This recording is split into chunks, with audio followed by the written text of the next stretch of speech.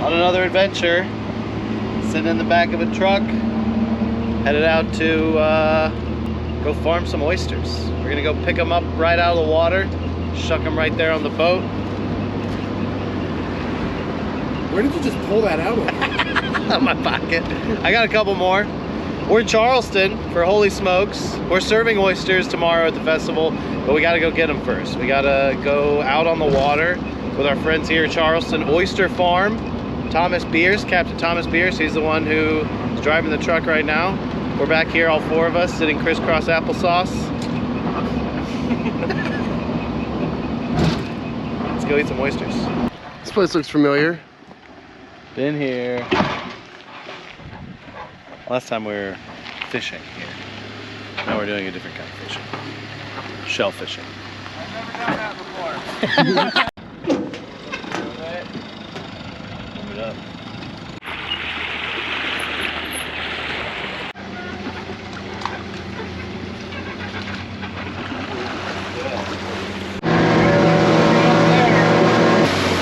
He's just sitting on oysters over there? Yeah, you can see they're barely moving. Oh. There's some mounds back in the smaller creeks Yeah. that are a lot higher.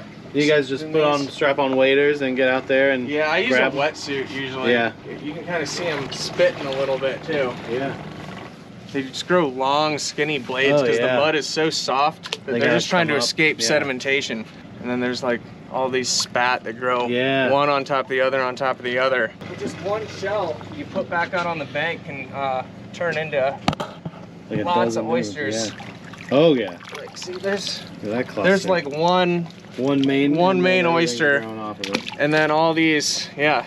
And you just like chip them off, you hammer them off. Yeah, so there has to be at least one 3-inch oyster on the cluster. Mm-hmm. That's definitely 3 inches.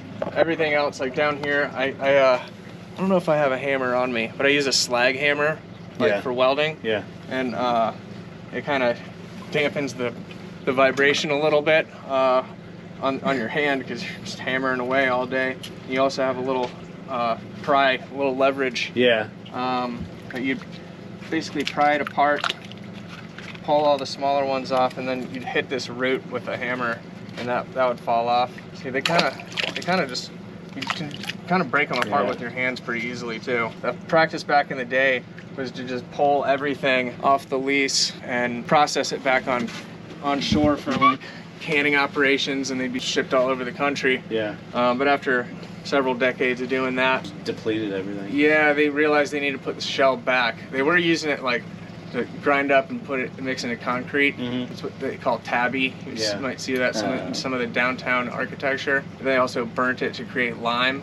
So it was, I'm not sure, I think the 80s they started replanting the shell more. Yeah. And I don't know if you saw it on the way in, but there's a bin, like a big block bin with all those shell. Mhm. That's for people that when they buy oysters, they can Dump them recycle back. their shell. Yeah. Jute cloth, and they're dipped in concrete. You can see there's shadows right there. Yeah, I see him. Yeah, they're yeah, you can see how many oysters are on them. Oh, yeah. Completely covered. So that acts as a natural breakwater and functions as a mature oyster reef before any oysters are even settled on it, because it's got like legs. They look like Yeah. end table. And they start attenuating wave energy. And then once they get colonized with oysters, you have even more friction against the water. And it traps even more sediment behind it. You can see the Spartina grass is actually starting to grow back out this way.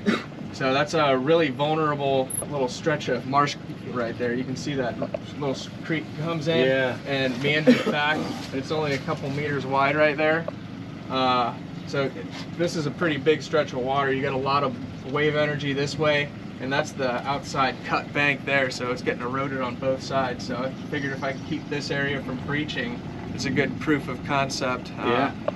So it's, instead of putting in hard stabilization methods to secure upland property, like seawalls and riprap, you can build a living shoreline that responds to sea level and actually just gets more and more robust over time. No maintenance required. It's a lot cheaper too. Plus all the ecosystem services you're Just providing ticks as every well. box. Yeah, it checks all the boxes. This is what's the most interesting part about this entire thing is how these guys are working with the environment, right? It's not just like you put the seed in, and then they grow, and then you eat it. Yeah, obviously, but this guy knows a lot. That's what I'm saying. I can talk oysters all day. But yeah, that's something I'm really excited about doing, is starting to get into the restoration realm. To grow a single oyster takes a lot of work, and you're kind of having to struggle against Mother Nature a little bit to keep the biofouling and the single oysters single and not become a bag full of clusters. Yeah. But with you know, projects like that, you're just building a reef that's supposed to be there. It's supposed to be there and do its job and function as shoreline stabilization. Because the marsh actually acts as a giant trap and filter for pollutants and toxins. Once you start having erosion, some of that stuff will get reintroduced into the environment. So you got some riprap, and you got what's left of a seawall right there. Yeah. The riprap, you can see the erosion's it's cutting into the past, like right on the other side of it. It stopped it right there, but it just kind of passes the buck down the shore a little bit, and it just exacerbates erosion right there. That seawall needs replacing. You know, it's not doing shit. Shit,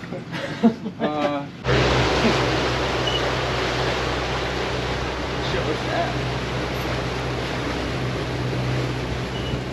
On it, you know, they're all pretty small and knotty. You have to really trek to get the good selects. A lot of times we'll go at like a mid-falling tide where we can get way back into some of those creeks, and then you just ebb out. The boat goes flat and dry and wait for the water to come back in. It's the best way to do it. So, a crew member, a deckhand on a schooner that was part of a school program that I did my junior year of high school.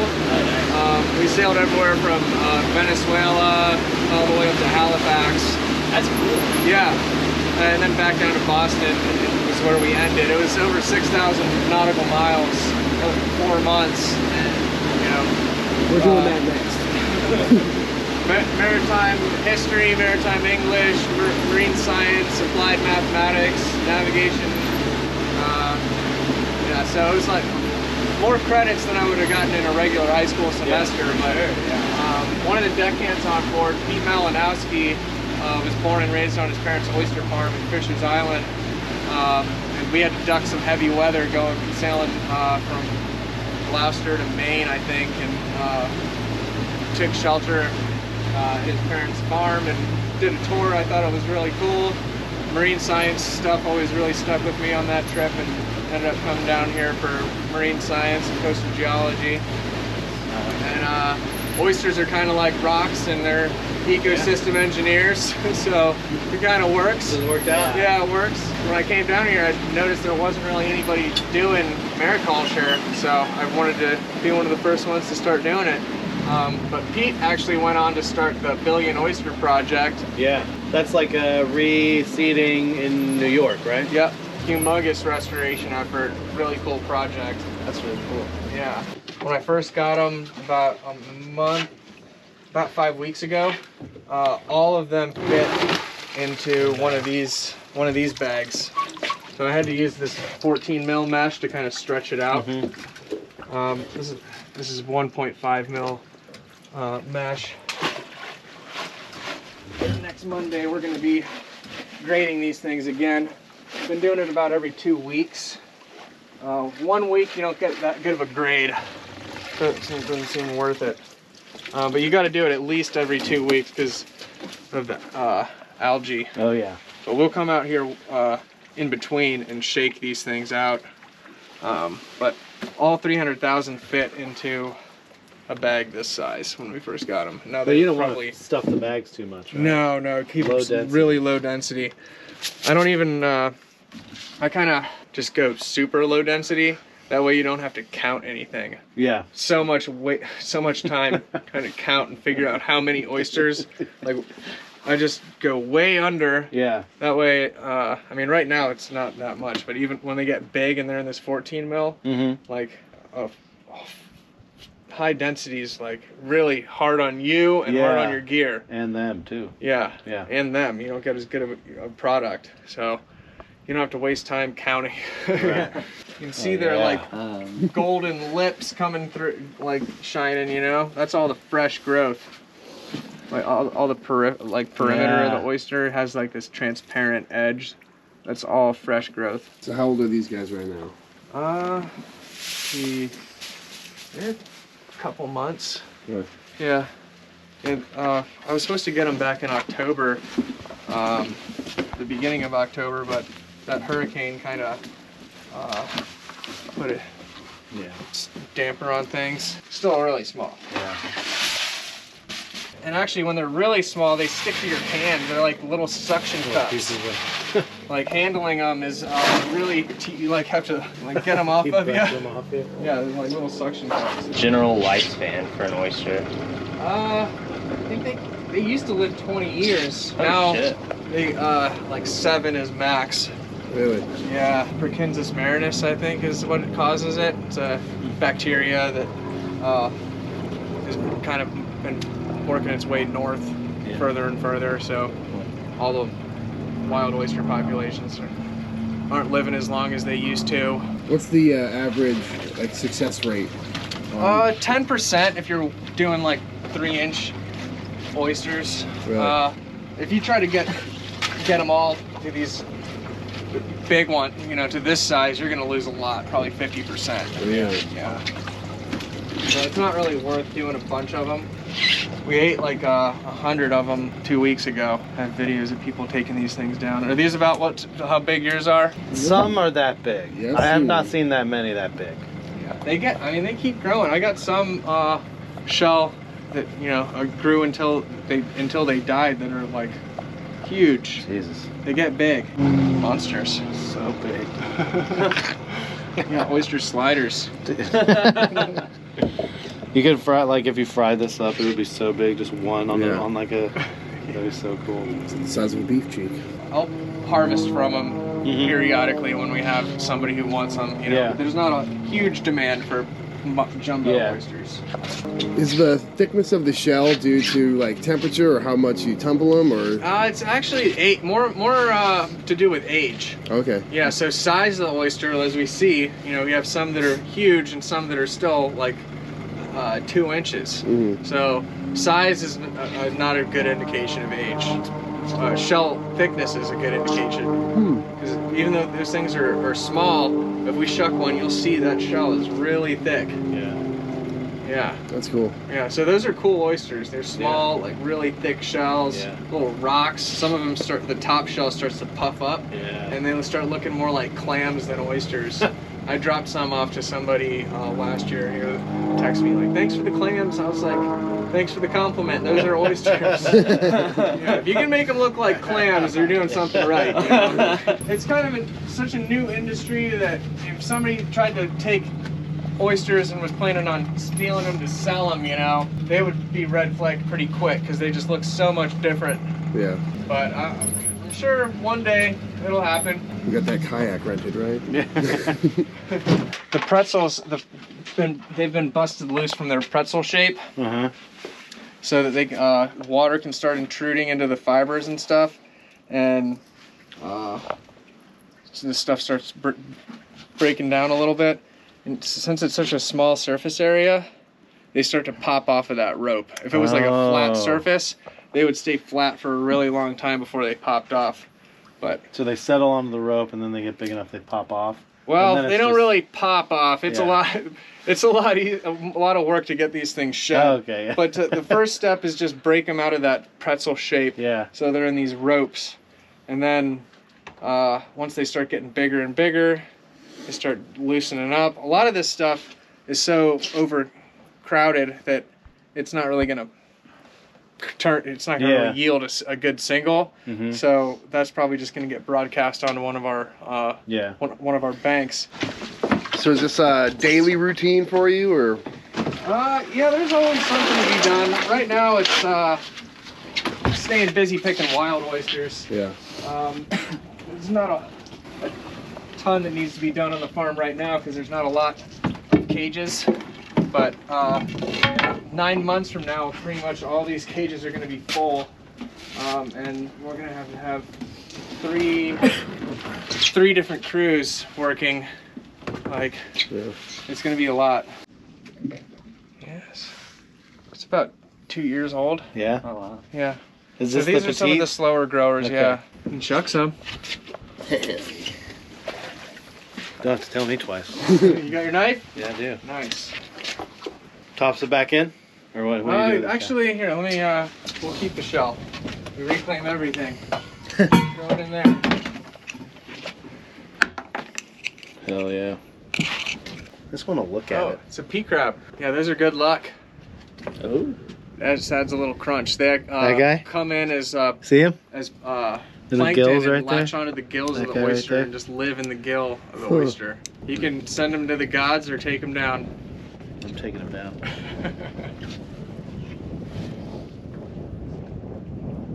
Little extra crunch. Little extra crunch. It's so good. Yeah, so the longer you have them, these are 2 years old, so the older they are, the more likely, the higher pea crab ratio there is. There's quite a few pea crabs we've been finding in these lately. I get like a jolt of energy. Yes. Right? That raw transfer of life, you know? It's so good. It's also something very bougie about having an oyster with a side of crab. See, look at this guy. See how it's puffing up Oh, off yeah. the top? Oh, that's beautiful. That's awesome. Yeah.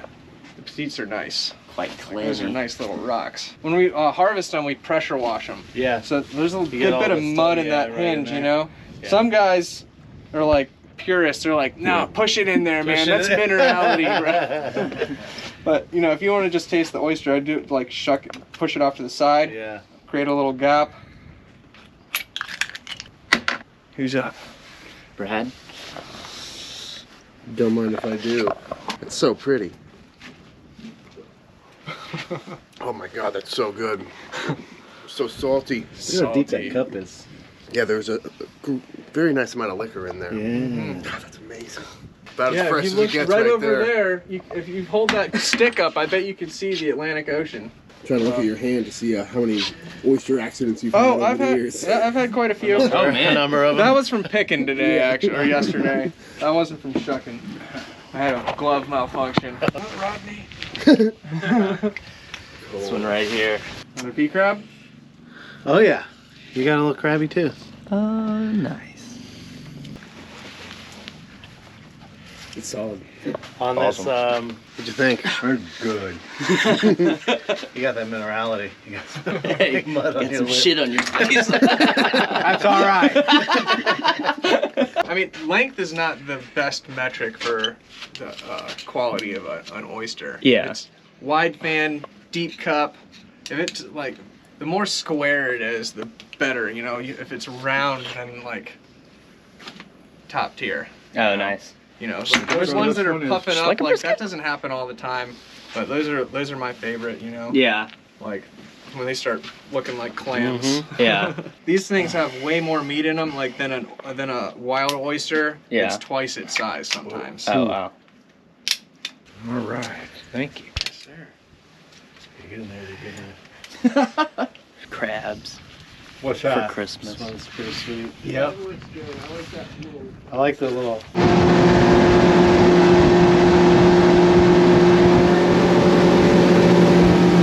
That was the oyster tour. Pretty awesome. This guy really knows his shit about oysters and just the environment on the water, on the bank, Like the whole ecosystem. the entire ecosystem.